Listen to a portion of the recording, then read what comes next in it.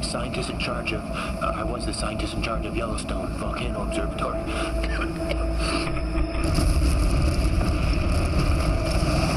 I'm not sure what day it is, and I'm not precisely sure if the eruption is over. I'm trapped here in some kind of military installation in some godforsaken part of Colorado. We've got no food, and we've got no power, and the ashfall has contaminated the water supply, and the air is so thick with it that we can barely breathe. These men that I'm with, they think if we stay put that we're going to be rescued, but I honest to God believe if we just watch and wait, we're as good as dead.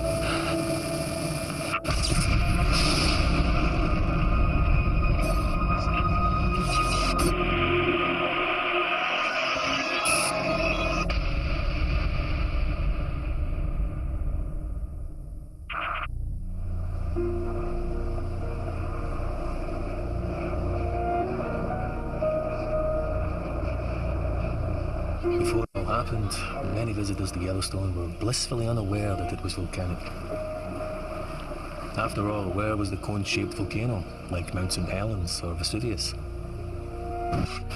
They didn't realize that they were actually standing on top of it, that beneath their feet was one of the largest volcanoes in the world.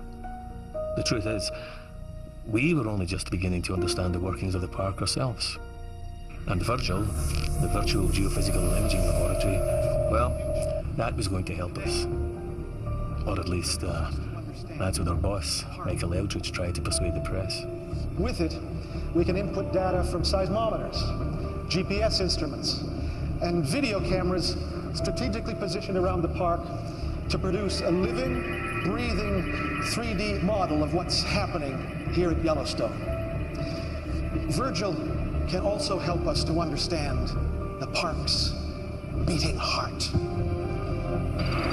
The vast reservoir of red-hot molten rock that lies just a few kilometers beneath where you're sitting now. The sleeping dragon that powers all of the geysers and hot springs, mud spots and steam vents that draw people here in their millions every year. Maggie Chin, KCVZ News, Salt Lake City. Hello. Hello. Your model is very impressive, sir. Thank you, Miss Chin. My question is, will it help? Help what, Miss Chin? Well, in the last decade, we've seen more and more ground uplift at Yellowstone. 12 feet, I believe, is the conservative estimate. Well, that estimate is not conservative. Nonetheless, many of your colleagues in the scientific community believe that it's one of many signs that an eruption is coming. I'm going to let Rick Lieberman, scientist in charge of the Yellowstone Volcano Observatory, deal with that one. Rick? Thank you. This is a sequence of Yellowstone's geological behavior over the past 100 years. Okay, here we go. You see, what we have beneath our feet here at Yellowstone is a type of volcano, a type of hidden volcano, referred to as a restless caldera. Caldera because you'll note it resembles the shape of a cauldron, and restless because it spends much of its life doing what you see it's doing right here. It's huffing and puffing as the magma and the hydrothermal systems beneath the ground rise and fall for reasons that we actually don't fully yet understand. This uplift that you've mentioned, Maggie, is very simply just a part of everyday life here at Yellowstone. So we're definitely not looking at an imminent super eruption. Let me say this. The chances of a so-called super eruption are on the order of something like 1 in 600,000. In fact, it's more than twice as likely that an airplane will crash into your backyard. So, haven't we just seen extra ground uplift at Norris? Yes, yeah, we have, as a matter of fact, but that may well be hydrothermal. A buildup of water. I'll tell you what, Miss Chin, you give me $10 right now, and I will offer you odds of 600,000 to 1. So if this thing does go up, you make a killing. Look, as Eldridge said, it is a tool. Oh, come on, it's unreliable. We're not relying on it. Hey, what was that? What was that? That was a press conference. That was a joke. We were unveiling Virgil. What do you want me to say? Hello, everyone, this is Virgil, and it frankly has no more of an idea of what's going on down there than we do, but thank you for coming. Buckle up. Matt, you check out the busted seismometers. I'll get there tomorrow. Here's the point. We could have replaced all of those seismometers for the money spent on virtual. That's the point. Yeah, listen, Big V will have its uses. I'll see you soon. Good to see you, man. See you, pal.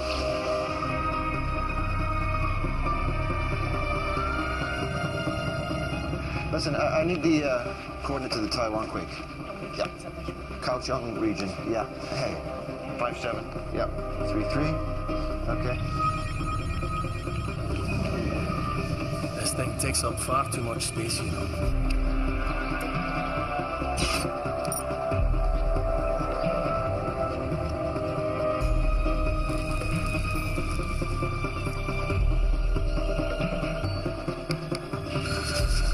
Hey. Thanks, Matt.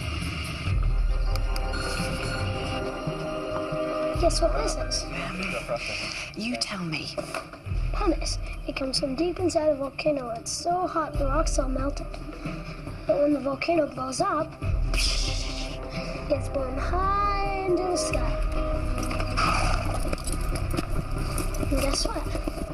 It floats. Oh, that's my coffee. How many is that? That floats.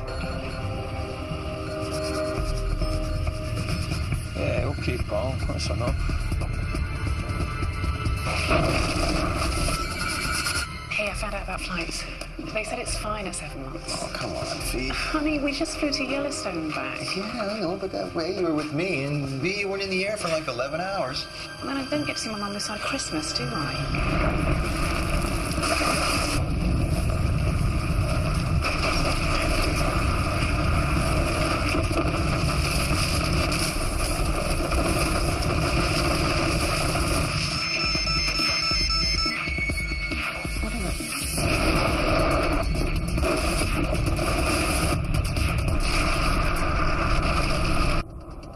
We got a quake. I'll call you. I'll see you guys soon.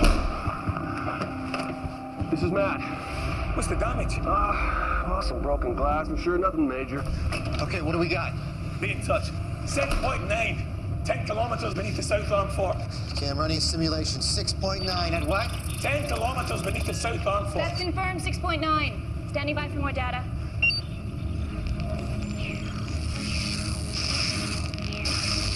Look at the webcam images of the fishing bridge area. Over, say the last 5 minutes. Whoa, go back.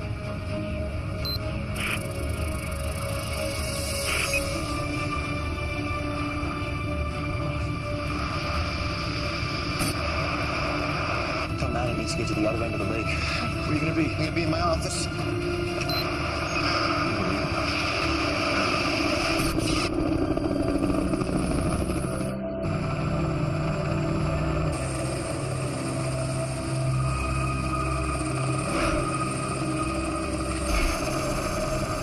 Fortunately, due to the remoteness of the area, damage was limited. But tragically, 9 bodies have been recovered so far. All from the fishing bridge area of the park. As well, 43 people have been taken to hospital with various injuries, some of them life-threatening. I'm going to hand you over now to Mr. Rick Lieberman of the USGS, then we'll take some questions. Rick?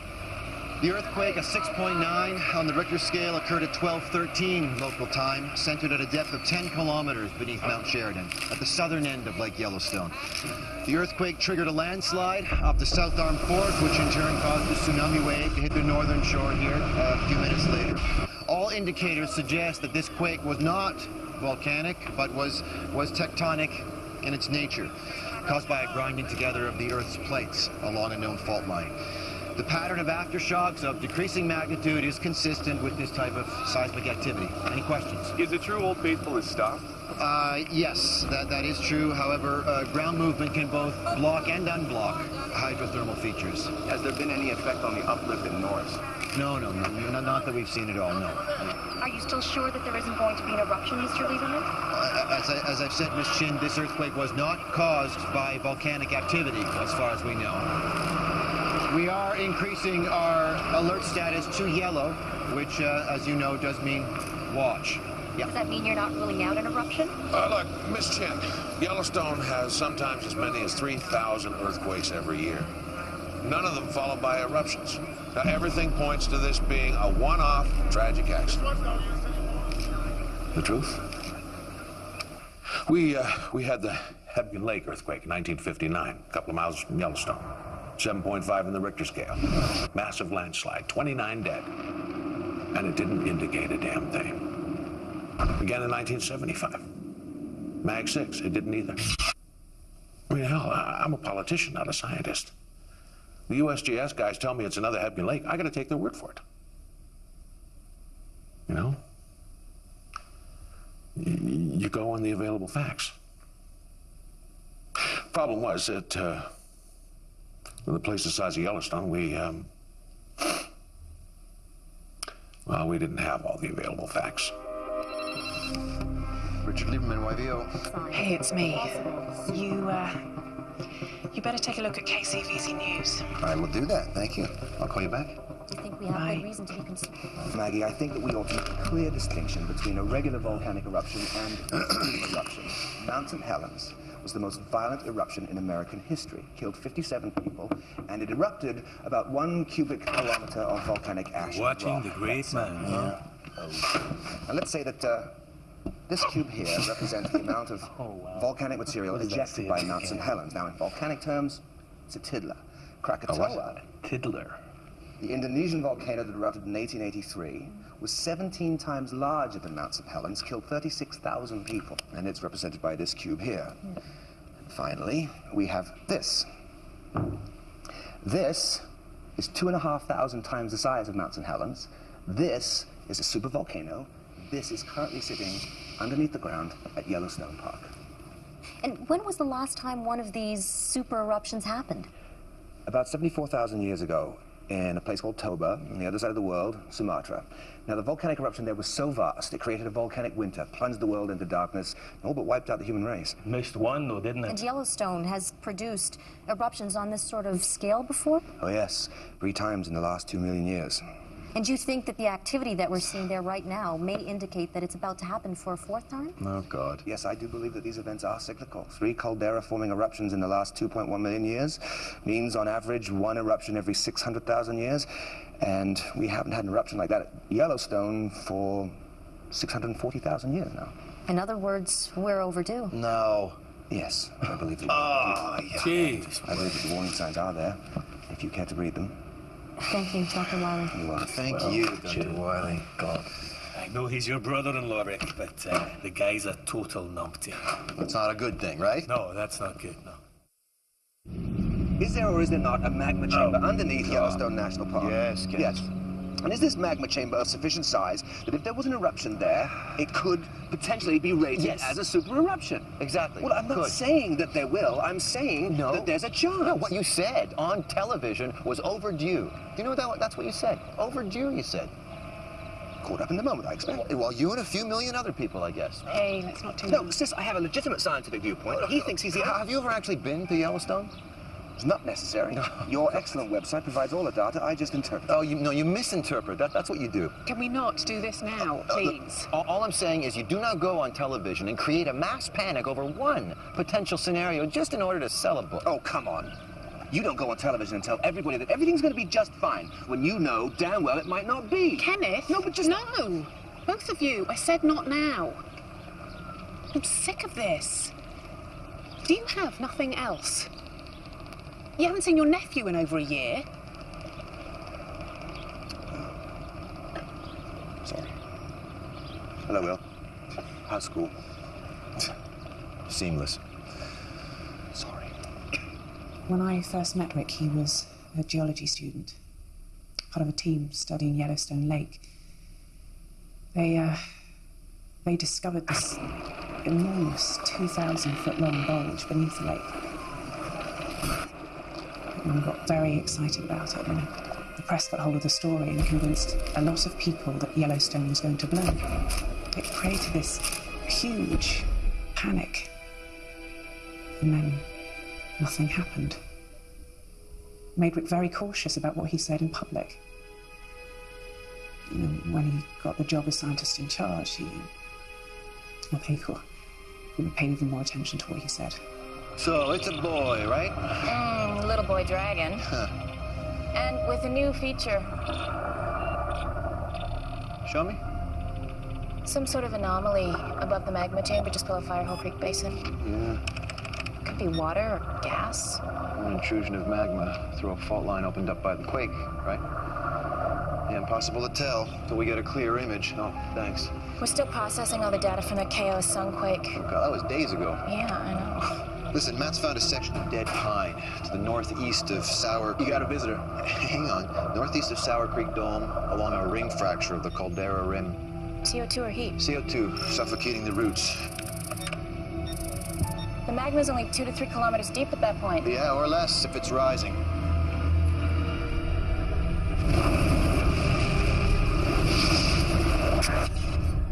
All right, so who is it? Wendy something from FEMA. Wendy Rice? The undersecretary in charge of the Federal Emergency Management Agency is here. You told her to wait in my office? You're fired, Dave. You can't fire me. Yeah, you're lucky that's true. I'm sorry. Ms. Rice. Hey, you've caught me off guard. Sorry. I'm Richard Lieberman. Yes, Rick, I recognize you from the television. Oh. Just call me Wendy. Thanks. Well, sorry about the mess, Wendy. No problem. It's been a busy couple of days. Please sit down. Yeah, I'm just going to cut to the chase, Rick. I want to know if we should be worried about this.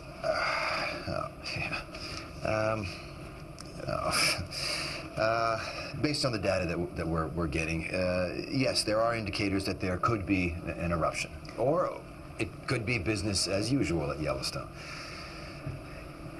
Now, if there is an eruption, then there is a good possibility that it's going to be a moderate one. This isn't enough, Rick. If there's even the slightest chance of this happening, I want to know what that means. I want to know what we can do about it. How much do you know about super eruptions? But super in front of eruption, I don't imagine it means better. Can I show you something? Please. Okay. See the magma chamber that sits underneath Yellowstone? Well, here. We think it's roughly the same dimensions as the Caldera Rim itself. We think it's around 40 kilometers wide by 80 kilometers long and around 8 kilometers deep. You think? Yeah, it's a very difficult thing to get a clear picture of. In fact, the only way to even attempt to see a magma chamber is, ironically enough, by relying on earthquakes. Have a seat, please. Thank you. It's called seismic tomography.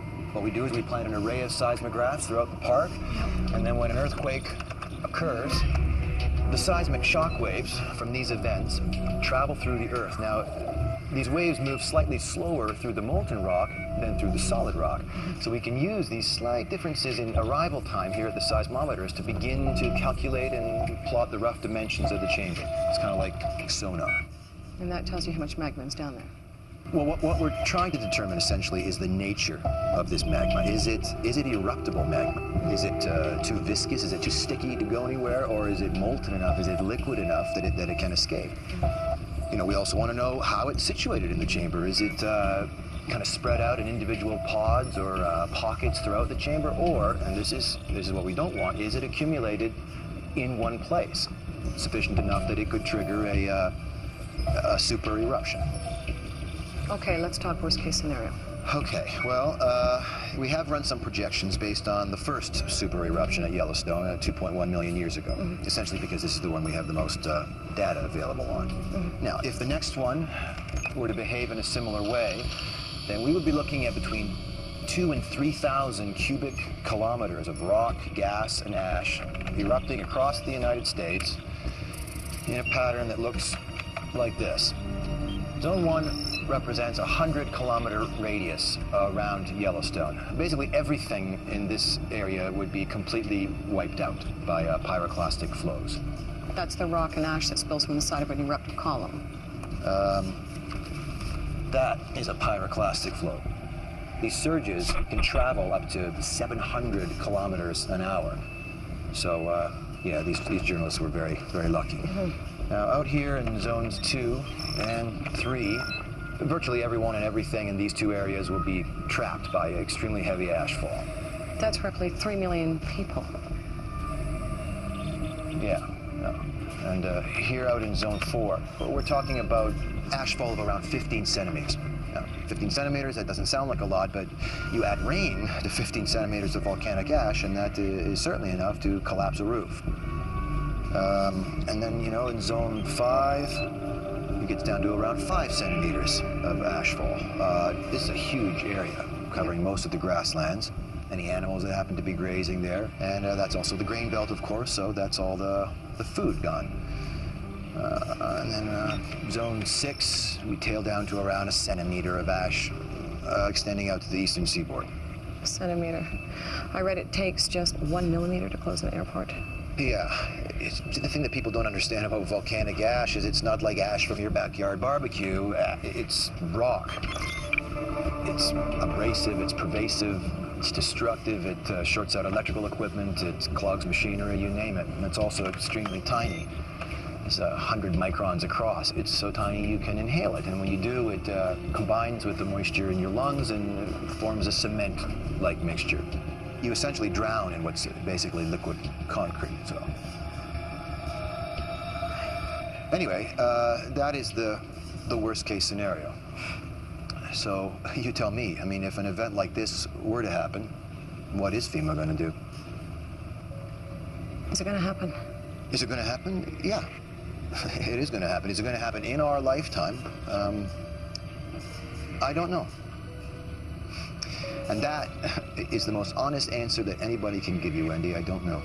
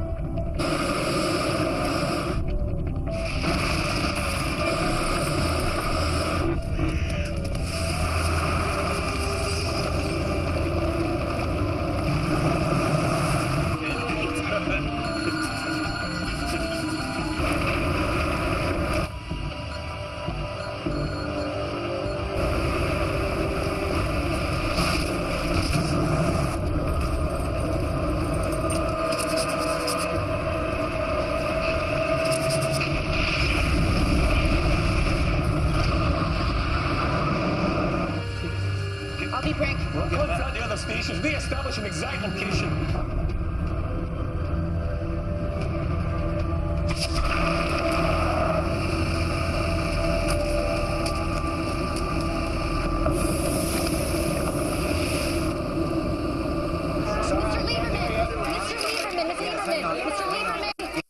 Denying the possibility of a super eruption.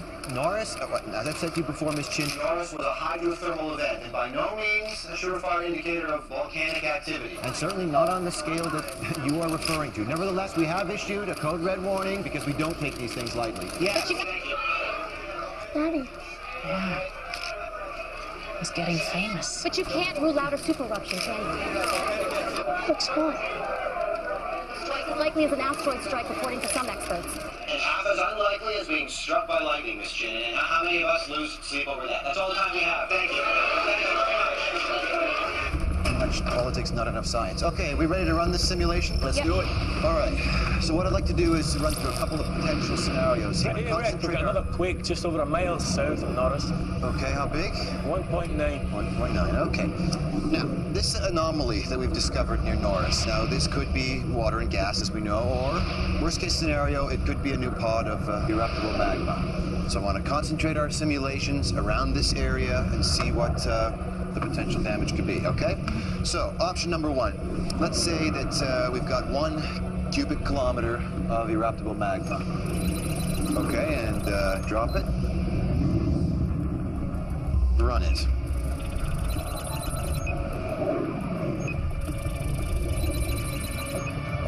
No eruption. Based on option 1, seems not. All right, then let's keep all the other parameters the same, but increase it by 5, so we'll make it 5 cubic kilometers.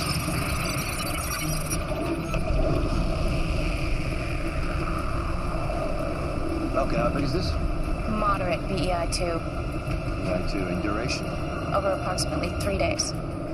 But that amount of magma, it could have been a lot bigger. Okay, let's increase it by another factor of 5 and make it 25 cubic kilometers. Okay. Whenever you're ready. BEI 5, Mount St. Helens size. Right. So 10 times more magma, 1,000 times more eruption. Potentially.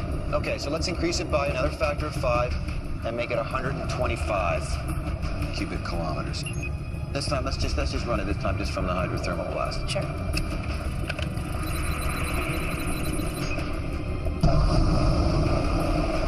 BEI 5 again. Okay. BEI 5 again.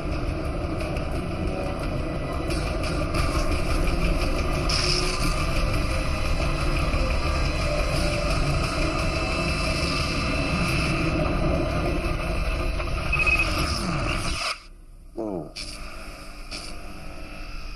What happened? Computer glitch? Okay, tell me what we just saw. All right, I'll state it.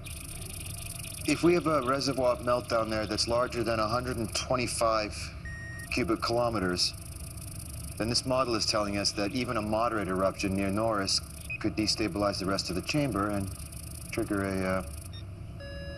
BEI 8. Super eruption. That's great. And if frogs had wings, then they wouldn't bump their little green arses hopping around, eh? If there was a pocket of melt over 125 cubic kilometers, then a possible eruption at Norris may trigger further eruptions, which maybe, just possibly, could register as VEI 8. Brilliant. Great. Jesus, you're letting yourself be spooked by a video game. Whoa. How close are we here from Norris? 25 kilometers as per handbook rules. Exciting, huh? Oh, yeah. Very exciting. With any luck, it'll erupt while we have such a good view.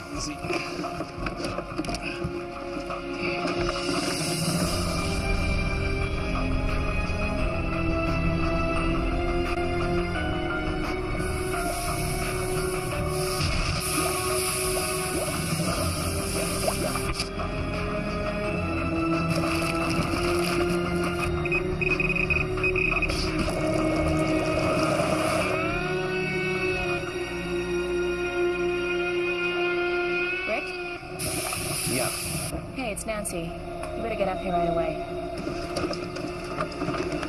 Okay. So where's this uplift concentrated? Here, Firehole River Basin. It's miles from Norris. Hang on. The question is this rising magma or is this groundwater? I could make a plausible case for either. Yeah, I know you could. Another 2.2 to the northeast of Norris. That's the third today. So, we got another swarm coming? I need the SRI data for the entire park. Could we get more instrumentation down at Firehole River Basin? If we steal them from elsewhere. Well, steal them. To a geologist like me, there is only one surefire sign of an impending eruption, and that's harmonic tremor. That's a seismographic reading which indicates that magma is on the move. Even then, though, even when you see one of those, you can't tell how big an eruption you're looking at, but you know that it's coming. Well, on the 26th of June, for the first time, we saw just that. We saw harmonic tremor. And where is it? Norris. Rick, do you want to suggest a change of alert? Yeah, you know, another red, it's going to create more panic. This is as sure as we get. I know. This is imminent now. I know. You want me to plug the data into Virgil? And find out what... Hang on. No, really, please, find out please. what... Let's do that and just see if it... Look, there's going to be an eruption, okay? We know that. I don't need you to tell me what harmonic tremor means. So now you need to advise an upgrade to the alert status, and you need to let people know. Okay, so if I upgrade to a red, everyone's going to think that we've got a super eruption on our hands. I am not going to be held responsible for some kind of mass panic. Oh, wait a minute, it is our responsibility. No, shut up, Dave. It's our job, it's our duty to let people know, to tell them what we know. So get your ass off the fence. Well, and you tell me we're going on TV and telling Joe Sixpack that the end of the world is nigh. You tell me how that's going to help this situation. What do you think our purpose is here? Hey, listen, I will brief FEMA and I will brief the state, but just before they evacuate the whole of America, they're gonna want to know how big the thing's gonna be. Well, at least the ship's got a bloody captain.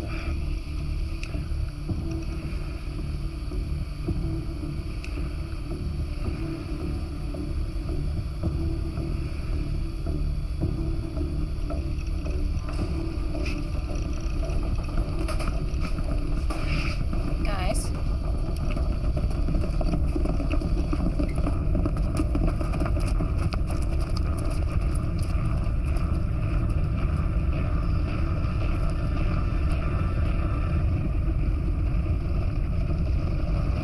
This is gonna be big.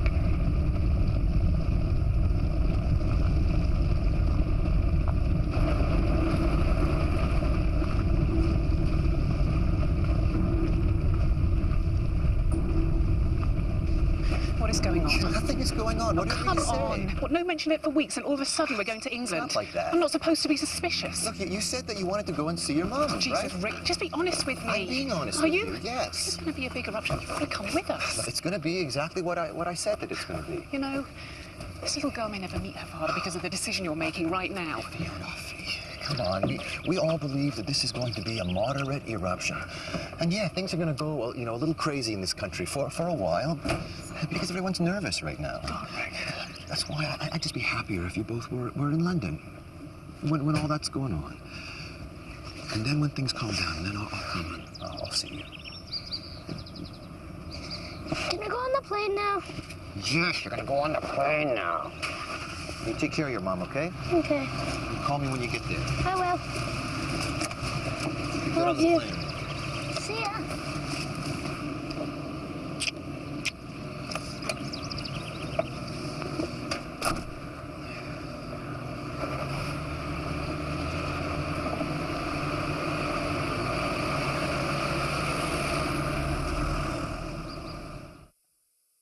I'm going to refer you to our San Francisco FEMA office, and I want you to talk to Lisa Cochran.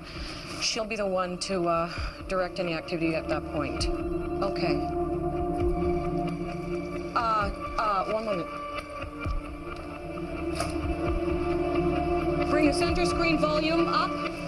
A leaked email seen by KZVZ confirms that the U.S. Geological Survey expects an eruption anytime soon, possibly within hours, and possibly with devastating consequences for America and the world. Oh, God. I'm Maggie Chin with KZVZ News, reporting to you live from Yellowstone National Park.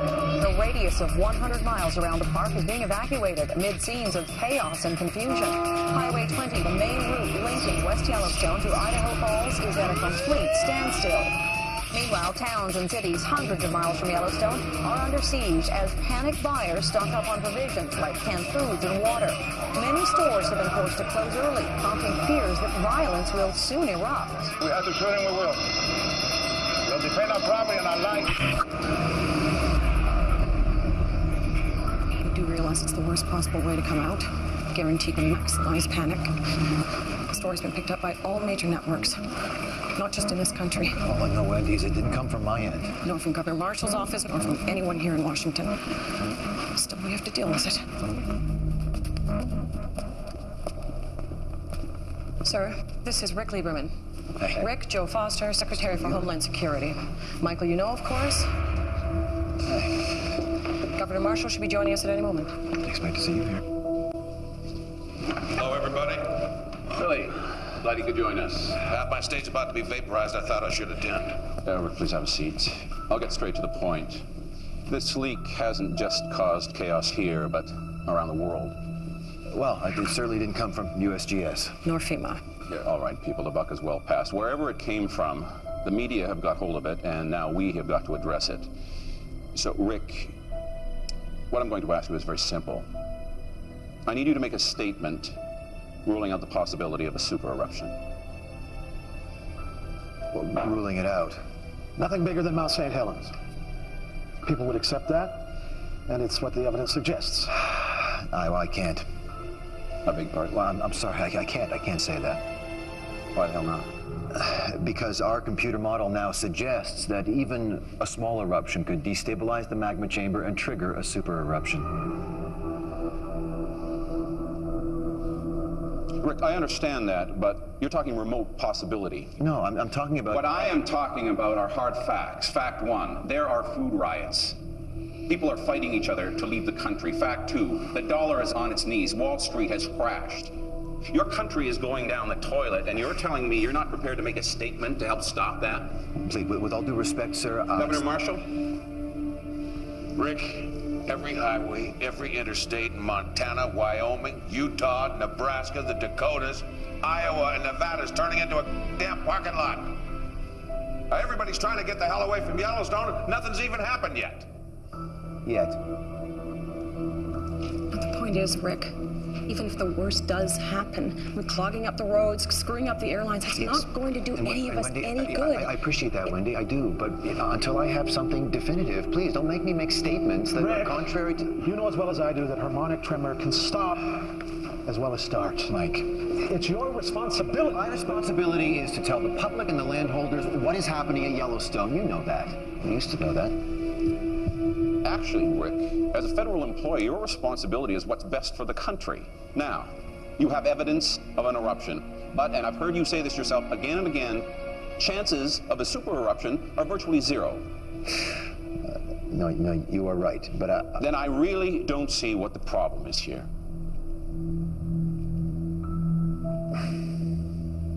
Thank you all. I'll see you in 10 minutes.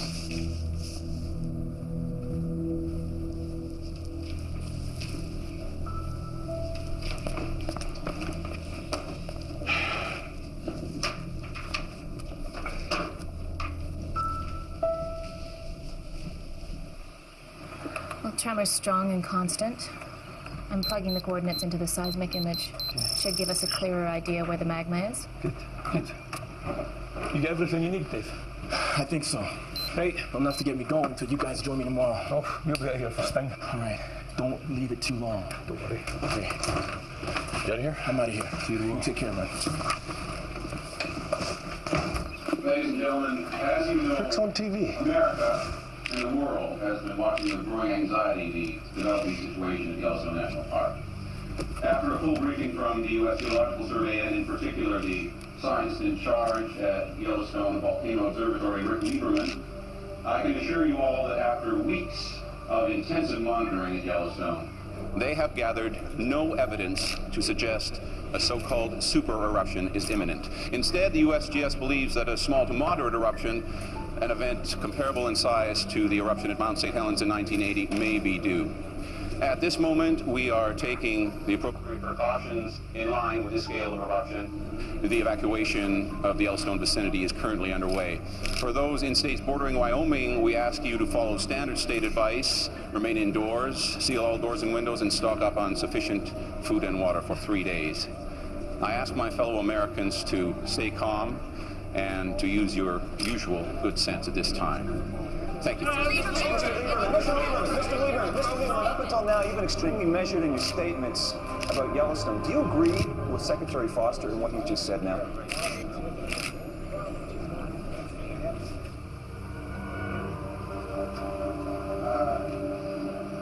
Yes, I do. Thank you.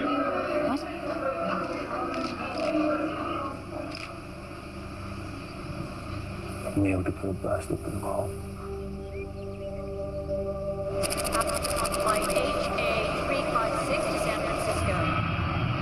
Hi. Towards the rear of the plane, left-hand side. Boarding pass, please. To left-hand side, sir, towards the rear of the plane. Okay, thank you. Hi. You sitting up here? Hello there. No, I'm back there. Important business in Washington, and USGS has you sitting in the back of the plane. I recommend a sweet publishing deal with a TV star like you. Yeah. Oh, there. I take it you had a gun to your head this afternoon? Yeah. You could say that. Fiona and William? Oh, they're on a plane to London. Oh, see ya.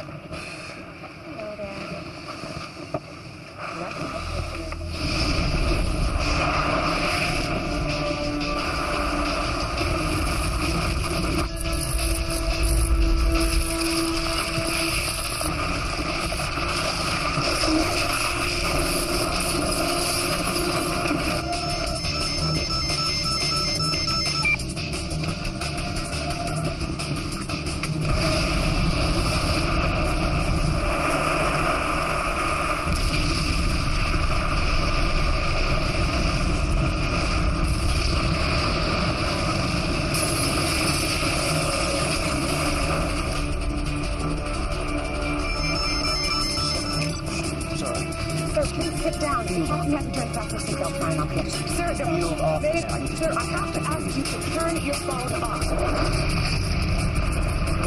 Jack! I think he's over here!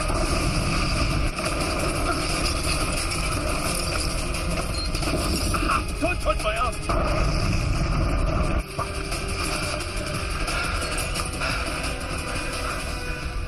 This is it, Mac. It started.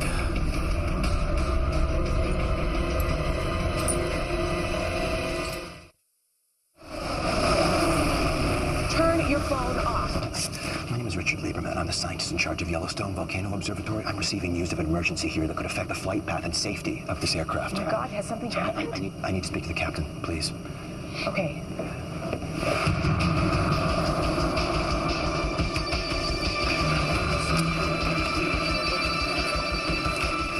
Hey, Bob. Nice dress. I'm sorry to haul you away. No problem. Who have I got from the U.S. GS? No one. What? We can't get through to the field office at the moment. Hey, Dave. Michael Eldridge is on his way over. Is this vacuumetry all we have on this? Yeah, and it's only a projection. What? Okay, Air Force, I need a plane up there as close as they can get taking a look at this thing. Let's brief the White House on what we know so far. Dave, get back on the line. I want to talk to Governor Marshall in Wyoming, Joe Foster at Homeland, and keep trying the Yellowstone field office. And Bob, please get me something else to wear. Sure. Mary? You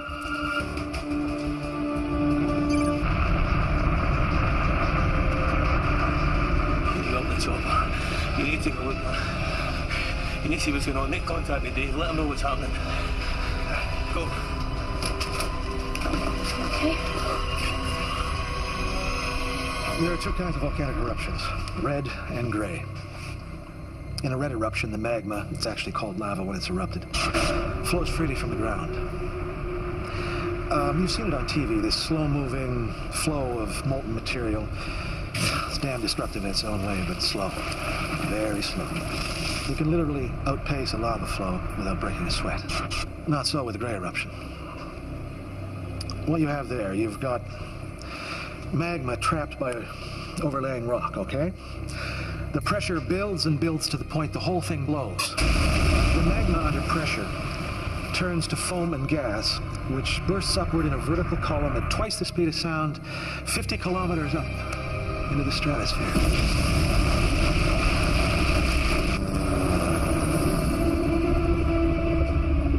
Dave, come in, Dave. This is Matt. Damn it. Dave, this is Matt. Hey, Matt, it's me. I'm heading out to Bozeman. Where are you? Just to the northeast of Morris. What are you seeing? Oh, it's a single vent. Moderate size at the moment. How far from Bozeman are you? About an hour. Okay, listen. Rick is on his way back from Washington. We got shaken up pretty good back at the field office. It's completely down. What can you do for us? I'll be up and running in 30 minutes. It's been estimated that within the first hour, 100 million tons of pumice, rock and ash were ejected, powered out by something with the explosive force of 1,000 Hiroshima bombs. Then the wind carried the top of the column eastwards. Within an hour or so, pumice and ash began to fall in towns hundreds of miles away from Yellowstone. Cody, Billings, Idaho Falls, Bozeman, where Dave was. Can you give me a hand? I just got a few things in the back of the truck to unload. Thanks a lot. Rick, it's Dave. Dave, listen. How's this seismic activity? This is a triggered an eruption. Yeah, Matt said it's a single vent. Okay. Dave, I need to determine the size of this vent. I need to do that as soon as possible, all right? All the equipment's down, and Matt can't get a clear view from the chopper. Just put that down anywhere. I'm booting up a link to... Please, tell me you have a high-speed data port. Oh, yeah, it's right over there. Oh, thank God, thank you. Sorry, Rick, yeah. I'll have a satellite uplink in a few minutes. Should be able to see the ash cloud, and I'll patch in the back. Okay, listen, Dave, I need you to talk to Michael Eldridge in Washington, okay? Get a hold of him, just, inform him about what's happening, and tell him that we need him to declare Red Level 3 emergency, all right? You got that? Red Level 3. I got it. All right, and if this vent gets any bigger, anything else opens up, and I need to know about that, Dave. Will do, boss.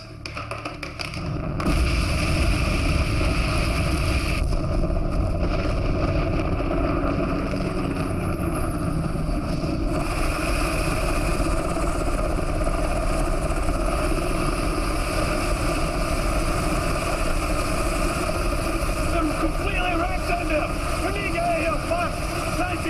Papa, go! Me, why?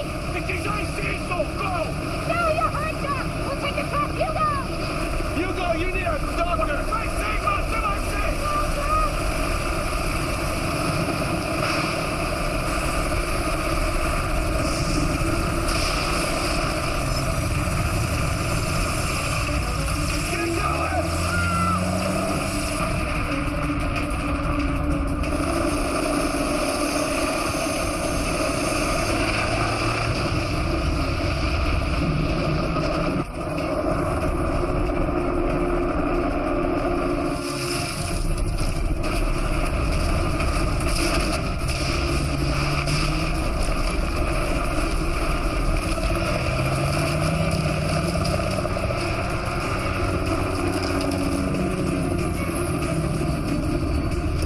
You never know, right?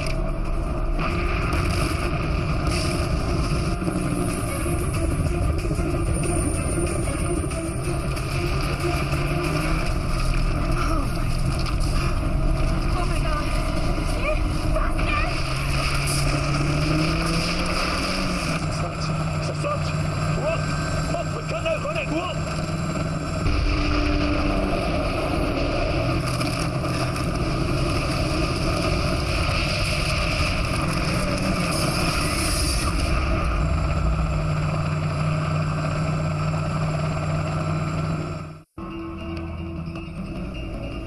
We're just getting reports, unconfirmed so far, of a major volcanic explosion in Wyoming in the United States.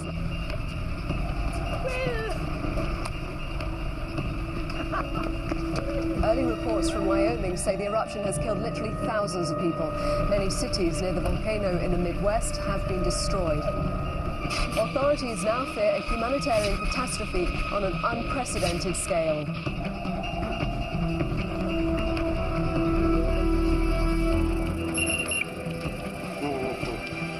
Boise, Idaho's reporting a citywide blackout. I'm getting reports of rolling blackouts west of Yellowstone. Ash fall on power and relay stations. Okay, tell our FEMA offices in Montana, Nebraska, Utah, and the Dakotas to shut down their power grids and switch to backup generators as of now, and make sure those generators are protected against the ash. I'd also advise them to shut down all air conditioning units. The ash will get everywhere. Okay. All federal buildings need to seal up and start recycling their clear air.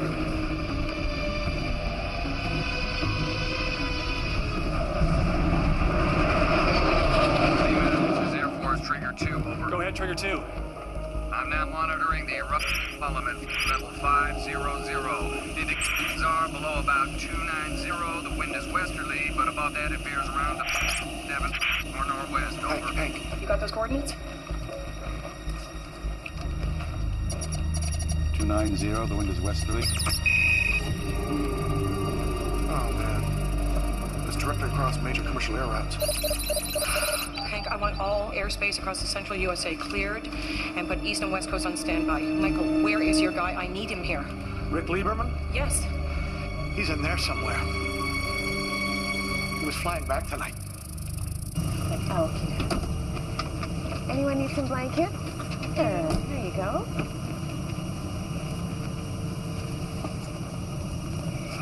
So, it's a single vent.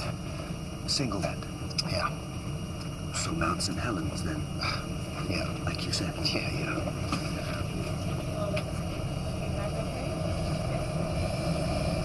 What's that? Come on. That smell. Sulfur.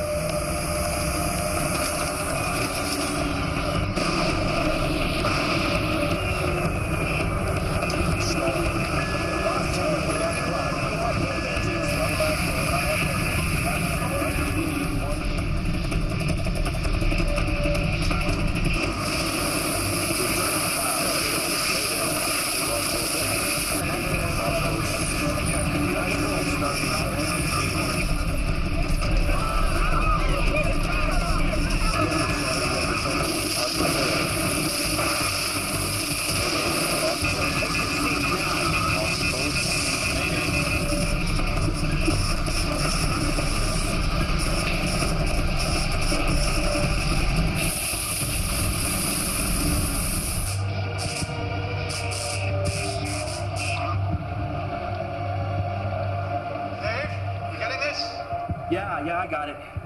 Does the guy have a zoom? Can you get him to zoom in? Trigger 2, can you zoom in? Wait.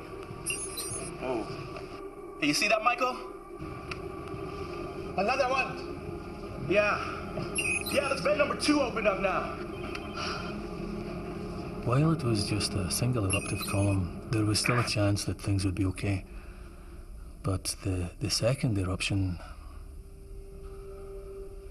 Clearly, there was so much magma and pressure in the chamber that it couldn't vent through a single column. Instead, the whole caldera began to unzip in a series of smaller eruptions. Once that started, we had no idea how long it would go on for. Days, weeks, months. We just didn't know.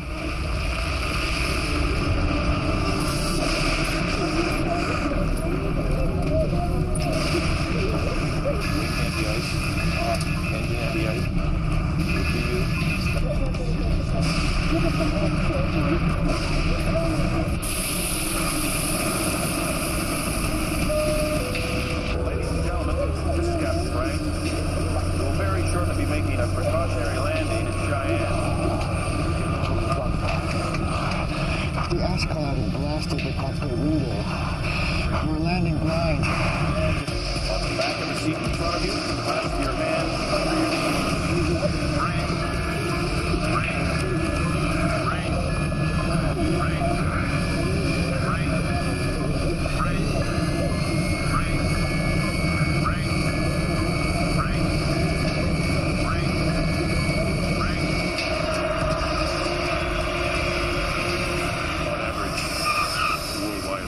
Planes each year unexpectedly fly into ash clouds, and on that night 35 did, and that was just over the U.S.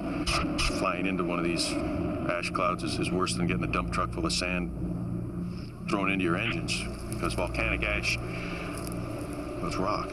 The ash melts over fuel nozzles, turbine, various engine parts. The really amazing thing is how often the engines survive and restart once you get back into clean air. So we were among the lucky ones. We got down in one piece.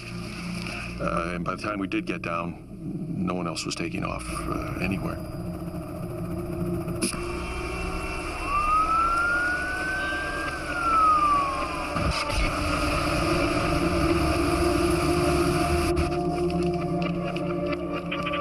Reports of large numbers fleeing into Canada along Interstate 15 and 29. Lincoln, Nebraska is on standby to evacuate. Stand them down. I need to clear those roads and get me a transportation update on the Coast Guard. The Air Force is evacuating its planes out of bases at Minot, Grand Forks, Ellsworth, Nellis, Kirtland, Offutt, Peterson, Edwards. Is there anywhere they're not evacuating? The East Coast, basically. Thank you. Wyoming's declared a state of emergency. They've asked for federal disaster recalls. Did you get that, Denver? Guys. Hey, guys. Looks like we got another vent opened up. Oh, God, 3 vents open. Michael, how bad is this going to get?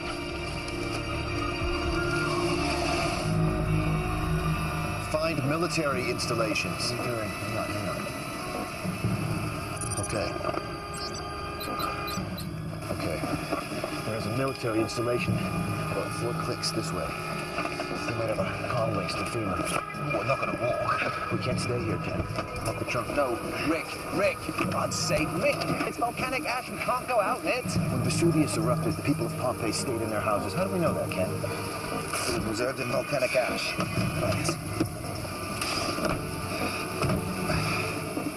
We'd already seen from previous eruptions, Mount St. Helens, Montserrat, Pinatubo, we'd already seen that the terrible damage that even small amounts of volcanic ash can do.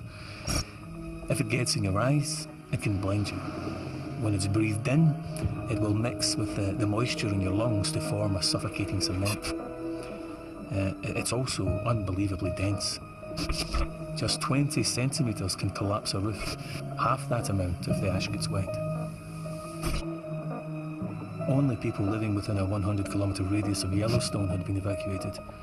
Everyone else, caught under the ash cloud, was in serious danger. Dave, are you getting this? Yeah, I'm seeing it. 2 more vents makes 5. I'd say the caldera is definitely opening up. What do you think, Michael? I concur with that.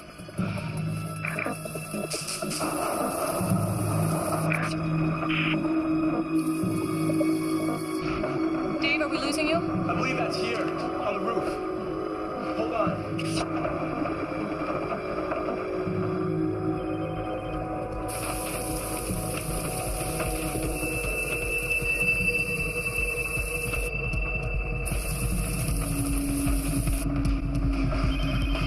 coming down hard. Dave, you gotta get out of there now. What? Go where? Well, you got a secret highway no one knows about? What about the people in the motel? Some are gone, but most are staying inside hoping to ride it out.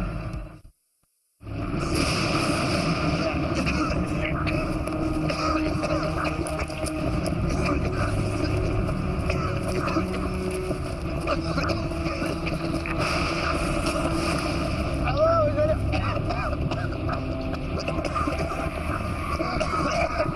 there?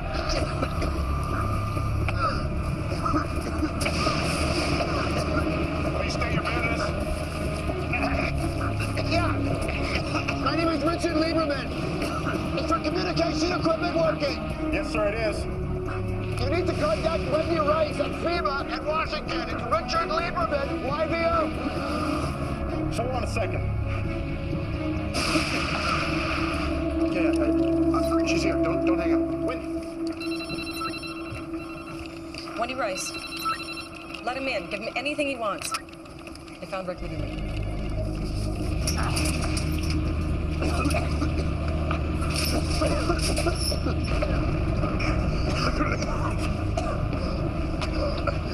I'm Sergeant Jeffrey Johnson. Hope you guys understand the precautions. Thanks, guys. Thank you for letting us in. There's water downstairs. Thank you. After you guys.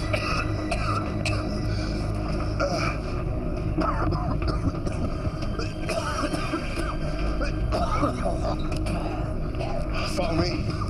What is this place? It's an old Cold War bunker, sometimes used as a relay station for NORAD. Are you based here? No, sir. I just service the equipment. I tour all these sites, spend 2-3 days in each one. You've got food and water? For 5 days. For one man.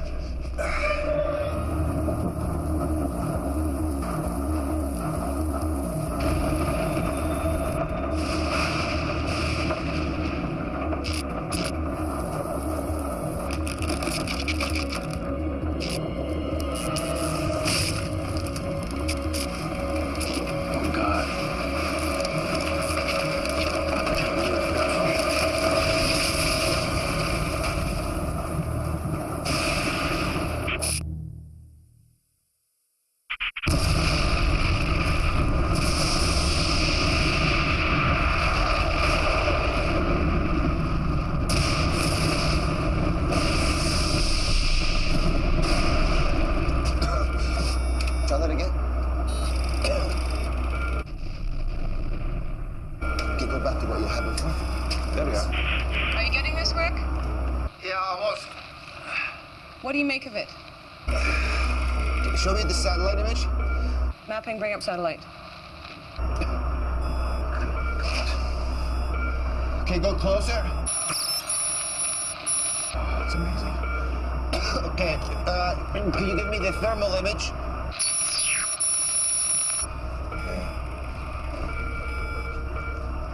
Hey, Wiley, what's he doing? Gauging how big the eruption is.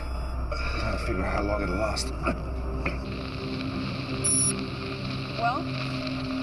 Looks to me as if the various vents are beginning to define the rim of the new caldera. So I suspect that eventually they'll all merge to unzip themselves into a single massive vent. Rick, can you give me any idea of how long this eruption will last? Well, this looks about half as big again as the previous caldera, so I think you're looking at something 60 kilometers by 90 kilometers. I mean, we are looking at an event on the scale of the Huckleberry Ridge eruption. It was the first at Yellowstone, and the biggest. And? And if that ejected 2,500 cubic kilometers of material, then we have to make some kind of estimate for the rate of ejection, and then you do the math. And you've got your duration. Give me a figure, Rick. Say that again? A figure. Give me a figure. What, you want me to guesstimate? Yes. We're looking at a duration of between 5 and 9 days. But it doesn't matter how long it lasts, Wendy. Make no mistake, we are looking at a VEI here.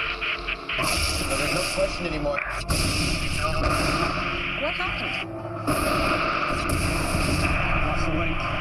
Let's get that signal back. VEI-8, Michael. Super eruption. Yeah, the worst case scenario. No, it isn't. John Galvin, he was at the field office when they The erupted. worst case scenario isn't a super eruption. The worst case scenario is a super eruption which goes on and on. If a volcano ejects more than 1,000 cubic kilometers of magma, it's a VEI-8.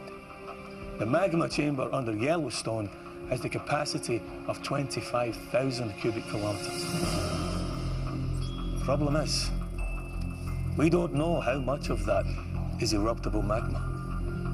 But that is what will dictate whether this eruption goes on for days or for weeks.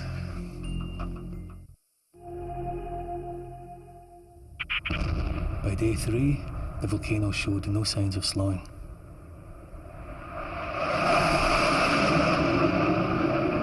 The ash cloud had covered 3/4 of the United States. Cities like Chicago, St. Louis, Detroit, Minneapolis, they were at a total standstill. Roads, railways, airports were all closed. The power supplies failed. The water was polluted. Every day it moved eastwards by another 150 kilometers. And all we could do was sit and watch. L'azione possa essere contenuta o se ci troviamo di fronte ad uno dei peggiori disastri. We have no clear idea of how long it might last or what devastation it might reach. تشير آخر الأنباء إلى أن الحمم والصخور التي قذفها الانفجار الفولكاني. Listen to the advice of your local emergency services. Follow it. May God be with you all. Hundreds of thousands of US citizens are homeless as they fled from the ash cloud that now covers 3/4 of the country. Thousands of others have been trapped in their homes, and the Federal Emergency Management Agency admits it could be weeks before they can get aid to them. Good morning, sir. Good morning. Good morning, all.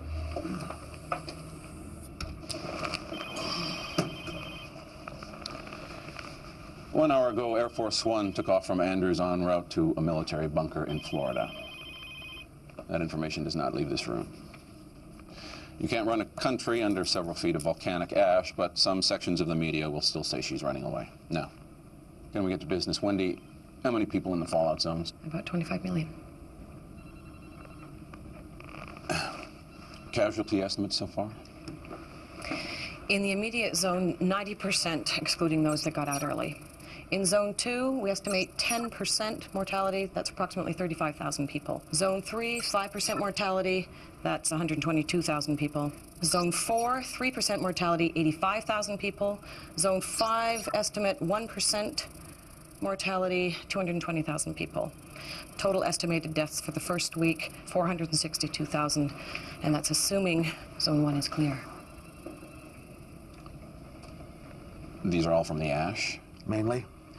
Either directly from ash inhalation or indirectly from roof and building collapse, power failures, especially in the hospitals, ash-related accidents. Sir, standard advice to people was that they store enough food and water for only 3 days. Today is day 3. Then what are we going to do? Oh, excuse me? Wendy Rice. Well, even when it ends, we won't be able to fly for weeks with the ash still blowing around. So what are we actually talking about? You find a way. You don't just write off 25 million people. Good. Put him through. We've got Rick Lieberman here. Rick, can you hear me? Yeah, hang on. Yeah, we got you. Rick, we have 4 more vents open since yesterday. All right. Has Dave been able to model these? We can't raise Dave. Say that again? I'm sorry, Rick. We can't raise Dave. Secretary Foster here, Rick. We need to know how long this eruption is going to last so we can plan how to rescue 25 million people. With all due respect, Mr. Foster, I think you've got to change your game plan. I mean, what you have told people is to stay put and to sit this out and to wait for your help. I believe there's simply no realistic way for you to honor that, sir. And I think that if you do, people are going to die waiting for you. You need to retract your advice. You need to retract your advice. You need to tell them to come to you. Mr. Lieberman, FEMA will draw on every resource possible to rescue these people. That's our federal obligation. No, sir, this is not about protocol, Mr. Foster. This is about survival and nothing more. I mean, when this ashfall stops and the air starts to clear, the people who are trapped are going to, like we are going to start walking. They're going to start walking rather than stay here and wait to die. And they're certainly not going to make it, sir, without your help. You need to help us. You need to tell us where to walk. We need to have supplies dropped for us along the way. I mean, if we are going to walk for life, then it's up to you guys to help us. Damn it. He wants people to walk through the ash? I mean, is he crazy?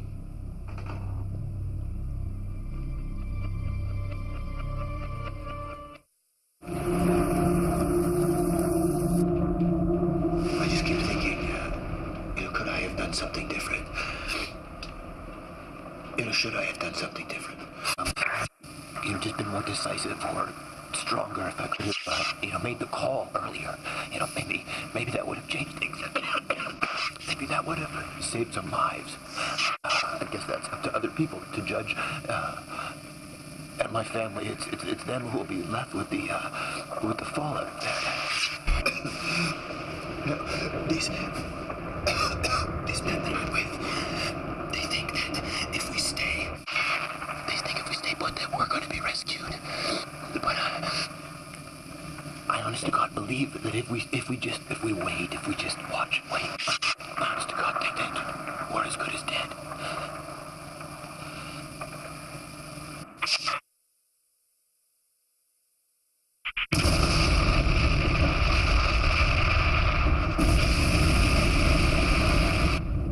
By day 5, over 2,000 cubic kilometres of ash and pumice had been dumped across the United States.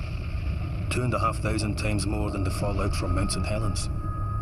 But that was only about 10% of what was in the magma chamber. How much more would come out depended on how much more eruptible magma was down there. The country was already on its knees. Thousands of people dead, millions of others homeless. If it didn't stop soon, well, let's just say we were running out of options. We have just received reports that Mexican authorities closed the border 4 hours ago. According to aid workers in the area, 3 million people have now gathered at the Mexican border, many of them without shelter, food, or money. Maggie Chin, KCBC News. They closed the border? To U.S. citizens, yes. That's totally unacceptable. They're condemning people to death. The Mexicans say they can't cope with the numbers. Well, we're gonna have to kick some ass. Well, I think the president might feel that right now is a bad time to invade Mexico, Bob. Can we move on? Yes, sir. All right, our best case scenario is if the eruption stops in 2 days. If that's the case, access to zones 1 and 2 won't be possible until at least 3 to 4 weeks after that. So it's unlikely we'll find any survivors. We can start supply drops into zones 3 through 5 about 2 weeks after the eruption ends if the weather is with us, but it's going to have to be piecemeal, depending on whether the satellite can find clean skies for the aircraft. That's too long. What about Rick's walk to life? We can't advise people to walk through the ash. It's just too dangerous. So are we asking people just to sit there and starve to death? There are hundreds of thousands, maybe millions of people stumbling around out there, looking for help.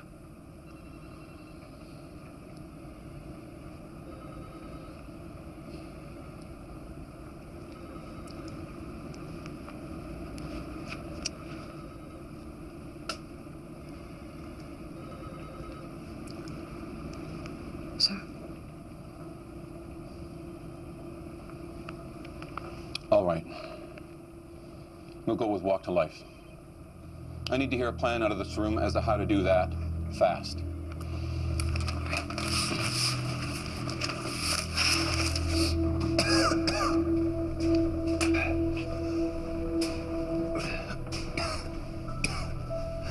Well, still raining. Ash? Save the battery. We're gonna need it outside.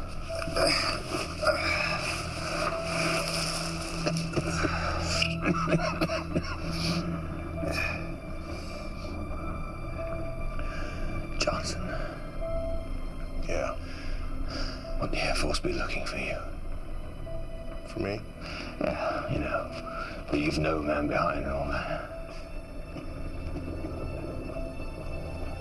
That's the Rangers. So the Air Force does leave men behind? I guess. I should have joined the Rangers. Cheyenne's our best bet. We should head there. FEMA. FEMA knows we're here. They'll send somebody. Kenny, FEMA's got 25 million people to save. By the time they find us, we'll have starved to death. Not if we hate Johnson. Try it, man. Definitely a book in this when we get out. Oh, I don't know. One doesn't like to say I told you so.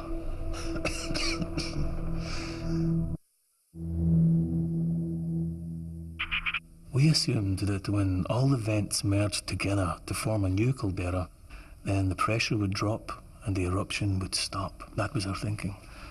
Then, on day 7, our seismographs began to pick up massive quakes, and we realized that the ground within the new caldera rim was beginning to collapse into the empty space left by the ejected magma.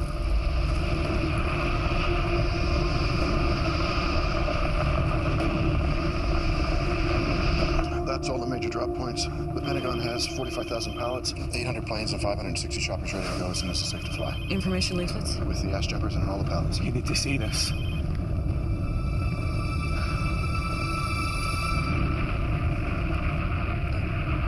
Does this mean... This means that the pressure holding the eruption column in the air is beginning to drop. It's a good thing. It's a good thing. And now to the news that America has been waiting for. The end of the super volcanic eruption at Yellowstone National Park. At 9:17 a.m. local time, the eruption column began to collapse. Ocurrida en el Parque Nacional de Yellowstone, Wyoming, Estados Unidos, parece haber llegado a su fin. 这是整个火山爆发当中具有关键性的转折点。 Huge pyroclastic surges, which radiated out over 100 miles from the base of the column, overwhelming the U.S. Air Force drone that's been monitoring the eruption. Across America, the overwhelming task of trying to bring aid to the estimated 29 million people trapped by the ash fall begins. Authorities now admit it'll take weeks, if not months, to reach those trapped closest to the volcano. We're gonna head back toward the interstate and then turn north.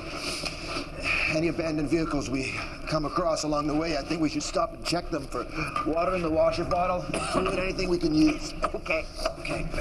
How far? Outskirts of Cheyenne are approximately 25 kilometers. You know, I've got to say, Richard, this has been a crappy book tour so far.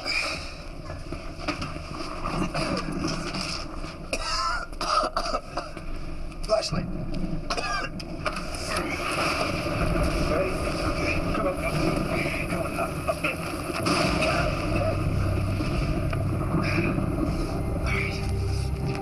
All right. Okay.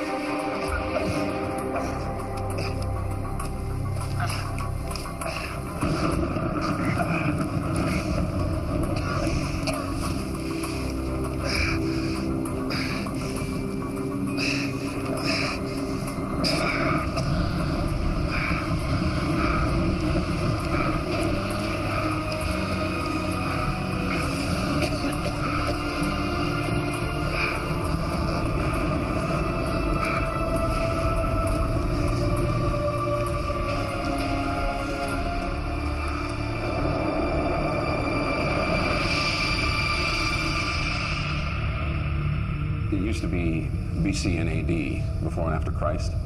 Well, now it's BY and AY, before and after Yellowstone. Before and after the world changed out of all recognition. Suddenly, utterly, irrevocably. the global effects were not fully felt until a month or so after the eruption had stopped.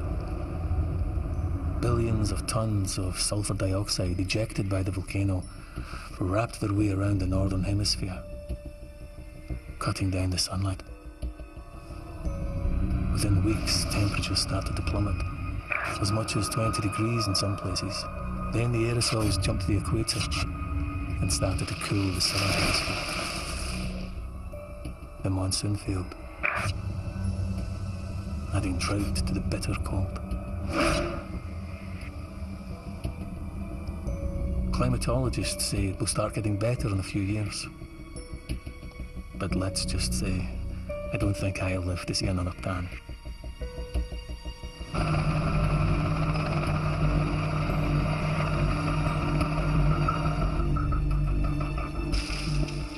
Clear up the scale of what we still have to do all this time on.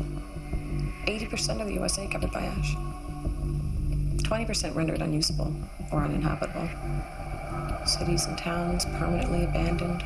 Billings, Cheyenne, Denver, Salt Lake City. I don't know how we kept going, to be honest. I mean, just the animals. The livestock. Millions dead. Rotted where they fell. And the people.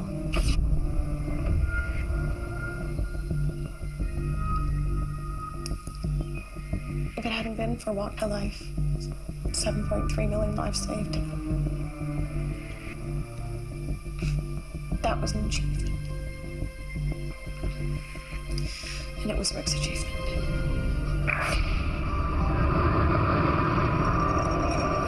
Not knowing was the hardest part. He called from Cheyenne, from the airport, with Ken. And then I didn't hear anything. Until Michael Eldridge called from FEMA to say they let in this bunker place.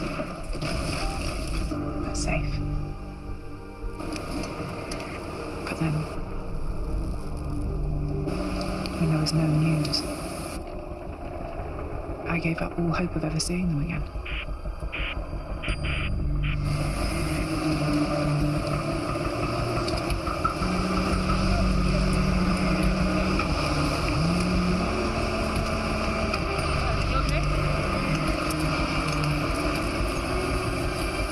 Sir, I believe this is yours.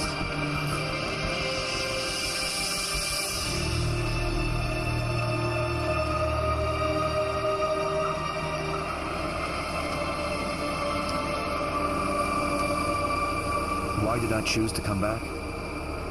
It's hard to say, really. To face the reality of what nearly happened, I suppose. How close we actually came to never leaving this place at all.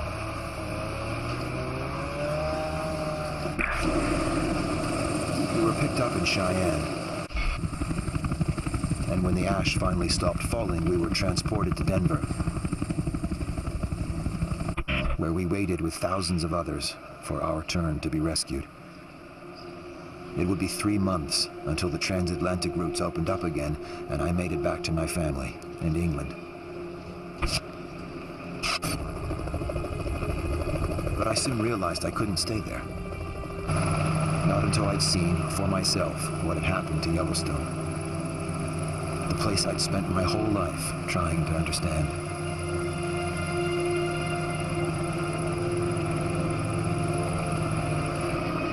Things will get better. They will, eventually. Nature will recover. The world will recover. This, after all, is not only how life ends, it's also how life begins. And one day, someday, Yellowstone will erupt again. But not on my watch.